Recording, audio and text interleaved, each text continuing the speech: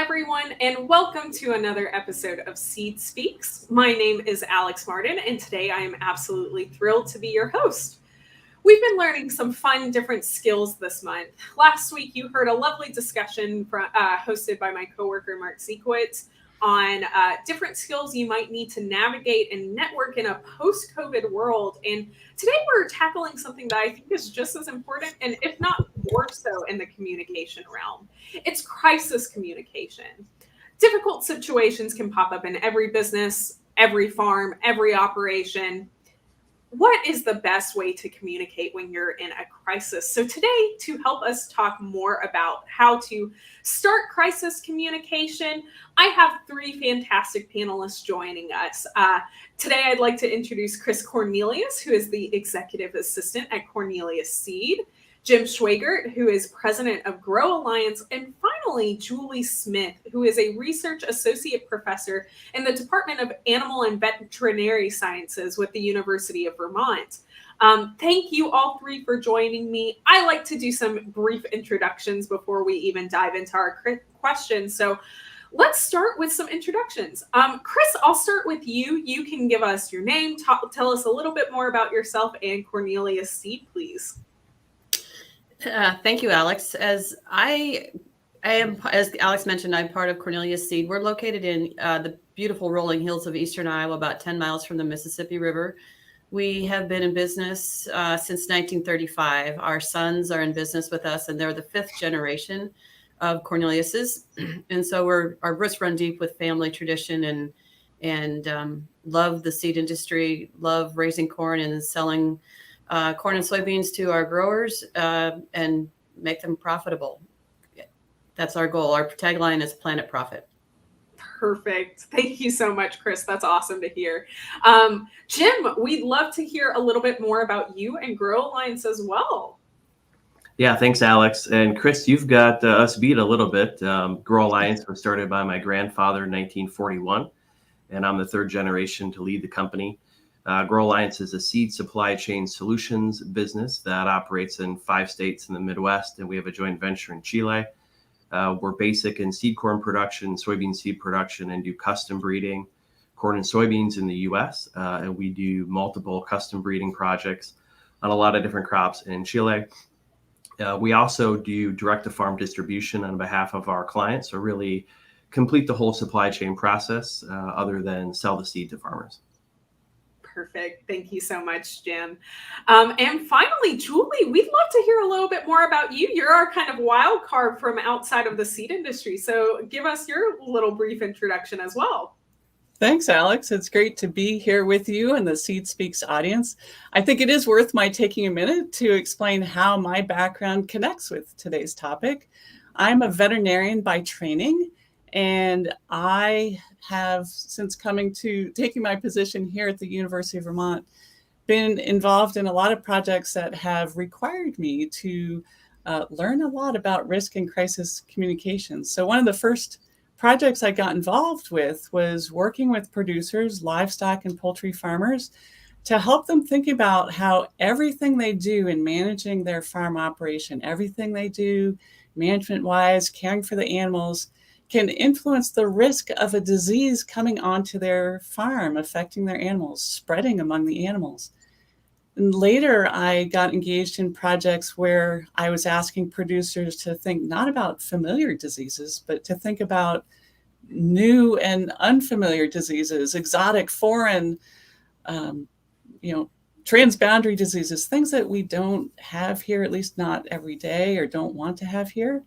And in that case, I'm asking farmers to think about how they can enhance their management, what an enhanced level of protection looks like to make sure that they're doing all they can to prevent disease coming in the system and protect the health of their animals.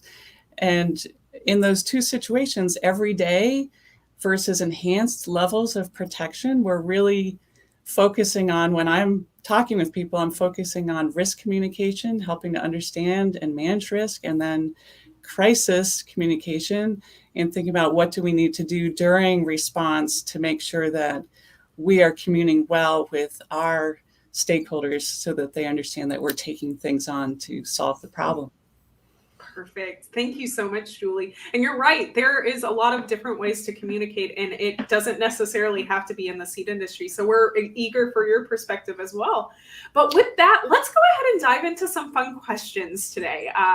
So Chris, I know you have gotten to be active in a lot of different ways in the seed industry, not only with your own business, you're also president of the Independent Professional Seed Association as well. Why do you think having strong communication is important when you're going through a crisis, whether that's at an association level or a business level? I think it's important because you need to show your customers or your employees the fact that you're organized and that you're confident and that you can handle whatever crisis that you may be dealing with.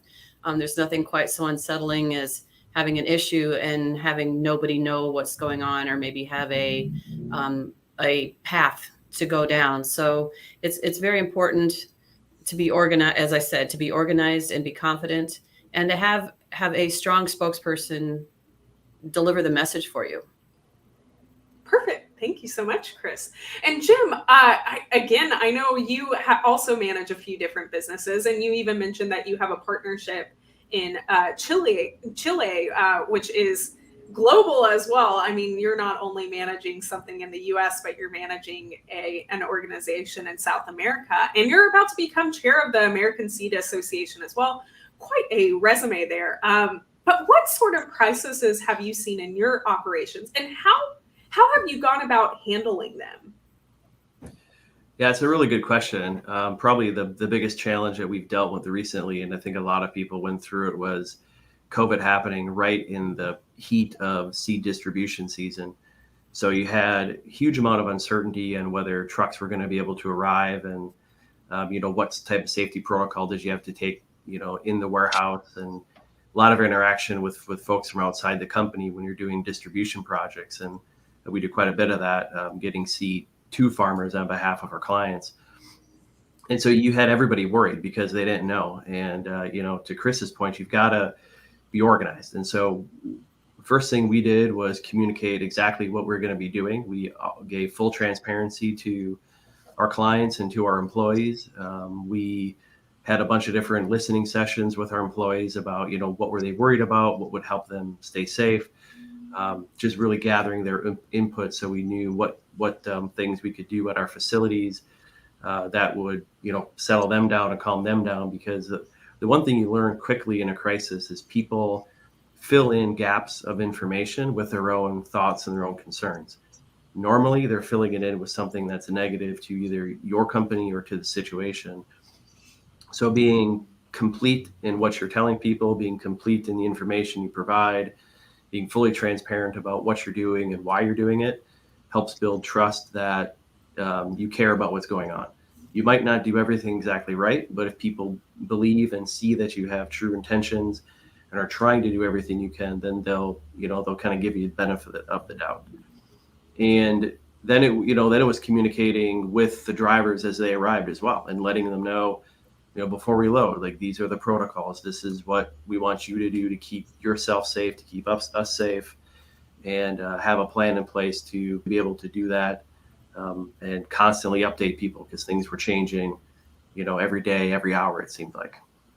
Yeah, I think that's a good thing to point out, because I'm sure Grow Alliance was not the only operation affected by some of the issues that happened when COVID-19 hit. And I know transportation continues to be something that seed companies are concerned with, and that is kind of shaking up the industry. But I never thought to even put that in a idea of crisis communication. So thank you so much for that, Jim. Julie, you get kind of our unique position of working with more livestock and animal agriculture. What types of communication have you had to deal with when working through crises? And what kind of plan do you help your growers you work with form to communicate better? Yeah, thanks, Alex. I think it's really important to recognize that crises can happen in livestock and poultry production, just like any other agriculture or any other business sector.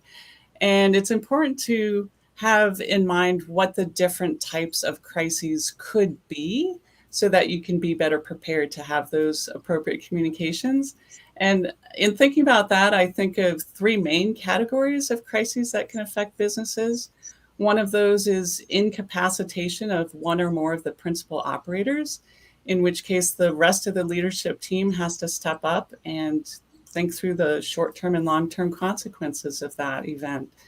A second type of crisis is a natural disaster, and that's something that we all experience in different ways, and depending where you are in the country can look very different. You may be dealing with droughts or floods, hurricanes or tornadoes, earthquakes or winter storms, and these can have a range of impacts from short-term to long-term as well. And then the third type of crisis that I think is important to prepare for, especially in agriculture, are what I call the 3 Ps: poisons, pests, or pathogens, disease-causing agents.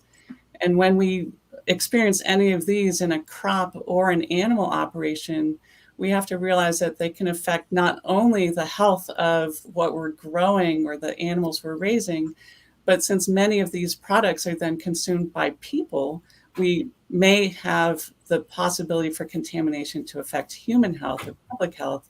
And then we have a more serious crisis to address and have to have the communication points to deal with that. So I think going back to thinking about emergency response preparedness broadly is important, and then building the crisis communication plan that's appropriate for the different types of events that you might experience. Perfect. Thank you so much, Julie. It's so refreshing to know that even though we're different sectors of agriculture, that livestock and crops actually overlap quite well, because we have that continuous concern about food needing to go to consumers, and potential issues can affect consumers in the same way. Chris, I know when it comes to crisis communication, I feel like it's really important to make sure your employees know how to communicate your message as well. And it was something that you brought up earlier as well. What is your recommendation when it comes to educating employees or your person you want to be the face of the company or association members on communicating during a crisis? Well, I think first of all, it's very important that the owners or the leadership team, executive team, whoever's in charge, whoever the buck stops at their desk, that those people are all on the same page, that they have all decided that this is the path we are going to take to solve this crisis, to help weather the storm, to get through this. You've got to all be on board. And then selecting one of those people, as I mentioned earlier, to be your spokesman. Somebody who thinks quickly on their feet, someone who can handle tough questions, someone who can be empathetic, sympathetic, whichever the situation is. We had 3 summers ago, we had a derecho come through Iowa, and it affected a great number of our customers and dealers. And so Chuck and I spent some time in the country driving through, actually observing, seeing the damage that was done, and it was heart-wrenching. And then we kind of met up as a team and decided that, we gave a little bit of, we gave some support to these dealers. If it was like gift cards to Tyson's, if they lost a bunch of tools or they just needed to go to the lumber yard and grab a 2x4 or something like that. So it was we were reaching out a hand. It was a helping hand that we couldn't make the hurt go away. We couldn't put a building back up, but we just wanted them to know, that we were thinking of them and that we were sympathetic to their situation. As far as educating the employees, I think it's very important to get a clear message out to them, probably a spoken message as well as something written down so that they have that in front of them. So if a customer comes and says, so what are you guys doing about this? What is Cornelia Seed doing about this? They actually have it in black and white. And so hopefully there's no room for self-interpretation. They can just read our message and go forward. But again, just making it one message across the whole organization. And then, Jim said you get feedback. And if we're getting feedback from some of our people saying, maybe we need to tweak this, or this is what we're hearing, and then we're nimble enough that we can change and hopefully make the path smoother again. Yeah, I think one of the points that is imperative in crisis communication is becoming nimble, like you said, Chris, and making sure you can be flexible on that message when you need to be, and firm on other points of the message that you need it to be as well. Mm-hmm. To kind of connect this, Jim, I have quite a fun question for you. I mean, it's easy to freak out during a crisis. It's easy to lose, I think, your cool during a crisis. So, as a leader, that's challenging. How do you ensure you're keeping a level, cool head during the process? Well, I think one of the keys is that you don't start crisis communication when you have a crisis. It really should be part of your business planning strategy from day one. One of the things we do every year at our management team meeting is what we call scenario planning. And so mostly we talk about like what happens if the industry goes a certain direction, or if agriculture goes a certain way. We kind of model out these different scenarios of the macro industry, and then map our responses to each one of those scenarios. That same exercise we use for the event of something that's completely unexpected. So who does what right away is incredibly important. Who's the lead with the employees to talk about the situation with them? Who's the lead if one of our clients are affected? Who's the lead if one of our suppliers are affected? And what are the plan Bs? If it's something we can't get that we need for packaging, how do we pivot and deal with that? So you really have to have that plan going in. So you can have, as Chris is talking about, that very cohesive message to all the audiences that you have to communicate with. Not that you're ever going to exactly plan or predict the certain crisis or situation that comes up, but if your team generally knows who does what, where do things go, where does information come, and how does it get come into the company, how does it get disseminated out to the various levels, then you can appear to be probably a lot more organized than maybe you are as you're dealing with kind of the changing situation on the ground. So one of the best ways to be prepared for that is to have transparency of your business model to your customers or to your clients already. That builds trust, and when you have trust with those audiences, they're going to listen to what you have to say. They're going to understand that you have the best intentions in mind as you're working through something that's unexpected. And none of that can be done when the moment happens. When the moment happens, they're bringing all of their opinions, their feelings, their past experiences with you to the table in that moment. And if they're coming in with a very trusted and a good relationship with you, and know you do things the right way because of past experiences, you're going to get through any of those crisis situations a lot more smoothly. Crisis communication, I guess, in a nutshell, starts way before the event. You've got to have that built into your business plan from the start. No, I think that's an excellent piece of advice, because quite frankly, that is, I think that's right. You can address it beforehand, before your emotions get all tied up in with it. So thank you so much, Jim. Julie, so we've kind of talked about what crisis situations can look like. And especially with you're working with livestock, and you mentioned diseases in particular, and that can escalate to a more dire situation rather quickly. Can you tell us how to identify and determine how severe a crisis is? Sure. It's kind of one of those things that you figure out when you're in it. Like, you're in a crisis because something has happened that's interrupting the normal flow of business.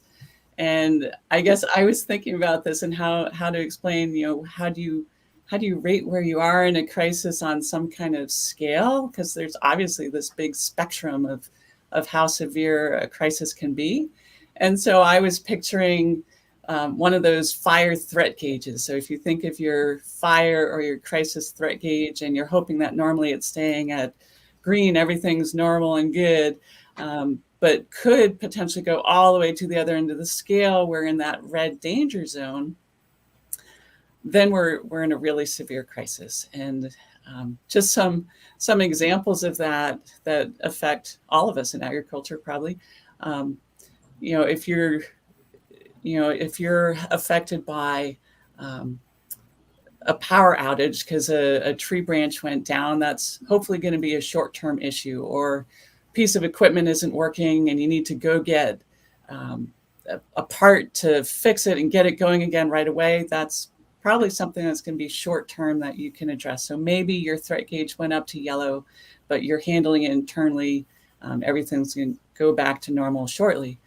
But there's other things that happen that put us in that red zone. Maybe there's a fire and it's a significant enough fire that it's consumed a building, or we're not, now we're facing a change in the business because we've lost a business partner. So now we're dealing with both short-term impacts and long-term impacts. And boy, I hope you have that plan, as Jim was mentioning, because now you're not only adjusting the response to the severity of crisis, but you have to have your communications that are appropriate for the severity of the crisis as well. Perfect. Thank you so much, Julie. I have a couple of questions in from our audience today. I'm going to leave this first one a little open-ended. It's from our audience member, Mark Sinkowitz. Do you find that crisis situations happen more often in the age of our 24-hour news cycles, or does the ability to communicate faster and easier actually help matters in that regard? I'm assuming he's also factoring in the fact that you can get communication via social media, via text message, emails. You can get it out rather fast. I'll leave it open-ended to whoever would like to answer it, because I don't want to put anyone on the spot, but I'd love to hear if y'all have any thoughts. Well, I can take that one first, since Chris has been hitting lead off for the first few questions here. Thank you. Yeah, it's it's yes and no, and I think the reason is yes. I think because people can communicate with an organization so quickly, there's probably the level of things that are a crisis probably is smaller than what it used to be, in terms of severity of an issue. The other piece is that there's not as much redundancy or slack in any of our supply chains anymore. So, 2-week delay on bags for packaging can cause a massive problem today versus what it may have done 10 years ago, because people were a lot more comfortable having inventory on the floor, extra supplies on the floor. Now everybody's trying to run it down to the last bag or the last pallet. And I've seen that change a little bit here in the last couple of years, because there's been definitely some issues, and longer term, it seems like that just-in-time model is going to be really under pressure. So I think folks react to small disruptions a lot more, with a little more urgency than they probably did a few years ago. The benefit there is, so that's one piece. The other piece is, how do you communicate? Well, one, having the ability to communicate 24 hours a day with whichever the audience is fantastic, because you can always get your message out. You can make sure people get it. Now, there's a lot of channels to get it distributed, so the communication can flow very quickly. The flip side is you're expected to communicate right away. A lot of times you'd like to have, maybe a day or something to really understand what the impact is going to be, and how, what your next step should be, and how do you navigate through it.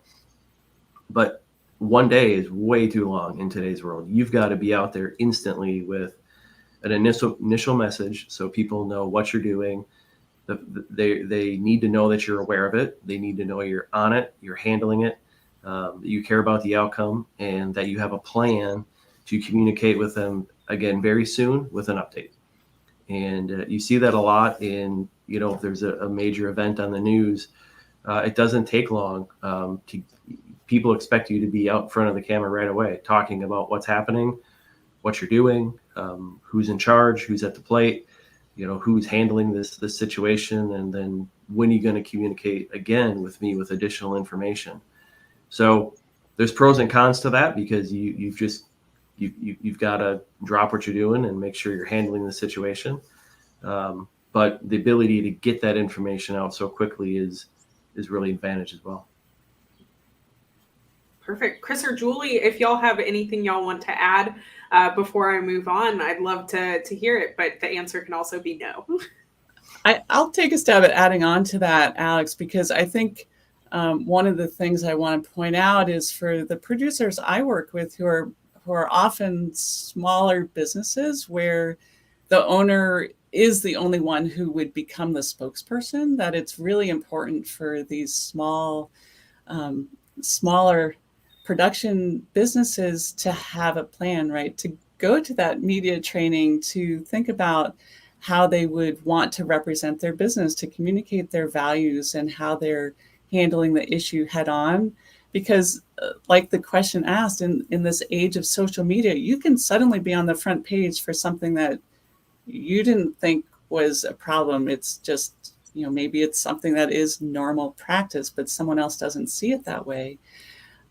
So for folks who aren't used to talking to the media, don't want to talk to the media, being convinced that, that really is important, is really part of the message, and why I felt it was so important on the materials that I've provided for livestock producers around animal health on the Healthy Farms, Healthy Agriculture website, that we've included a crisis communications toolkit framework so that they have access to those resources. Perfect. Thank you so much, Julie. And let's see, I'm looking at our time. We have about 3 minutes left, so I'm going to squeak in one last question to all three of you. Chris, I'm sorry, I'm going to pick on you and make you go first again. But to all of you, what would be, no matter the severity of the crisis, what is your best piece of advice to people who might have to deal with crises in the future? Take a really big, deep breath first. Just try and center.